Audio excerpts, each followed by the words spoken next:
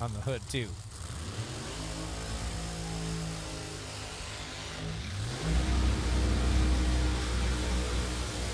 Now, just to put a X or a period on the sentence, the point you just made, the people that sit here and say, well, it's all Camaros now. Where were you when it was all 63 Corvettes? Oh, my gosh, I When remember it was that. all 53 Studebakers, when it was all... So we can go back in time, that this is not necessarily a new phenomenon, but it is a phenomenon that no one's ever really successfully put the brakes on. No, it's true, and things come in waves. And The fact now we get excited when we see a 63 Corvette. I remember my formative days, you'd have sometimes 40 of these things at IHRA national events, and 38 of them would be... You'd have 2 Studebakers and about 38 Corvettes. Yeah. I would like to see a classic, you know, like the Willys or something, but Yeah. I just don't see, like, my logical brain doesn't see how that's possible. Running 570s. Yeah, well, that's I guess that's the root of the issue right there. Right. Justin Bond, Sidney Frigo. Frigo, Brazilian. Artavinco, his business down there. He owns a drag strip. Fine drag strip he owns in Brazil. Bond using a centrifugal supercharger, Pro Charger style blower. Frigo using the same.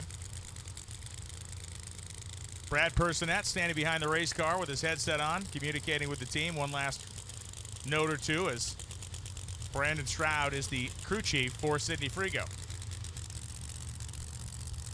Both of these guys have experienced the highs and the lows of this category. Oh, yes, certainly true. Sidney, a U.S. Nationals winner, and has also went for a wild tumble down in Houston a few years back.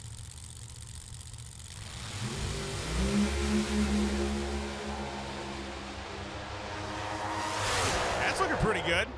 Making across the finish line stripe, a 5.87.6 for Frigo, 243 miles an hour, gutsy pass. 5.905, 242 for Bond on the PetArmor side of the drag strip. That was really nice. It put Frigo at number 5, Bond at number 7. And those 60-foot times, those are two teams that just were not afraid. Or maybe they were afraid, but they pushed through it anyway. Two quickest of the round, 9.68 there for Bond. I should say two quickest successful 60-foot times to make a full pole, and Frigo was not too far behind at 9.77. I am wondering about the NHRA tech department. Of course, you know, Lonnie Grimm has been working very hard and put his heart into the parity of these categories, right? And we're looking at Stevie Fast, 85.2, Jose Gonzalez, 85.5, Chris Thorne, 85.9, Ricky, 86.7. Like, it's a log jam right at the top. We haven't gotten a complete sample yet here in Q2.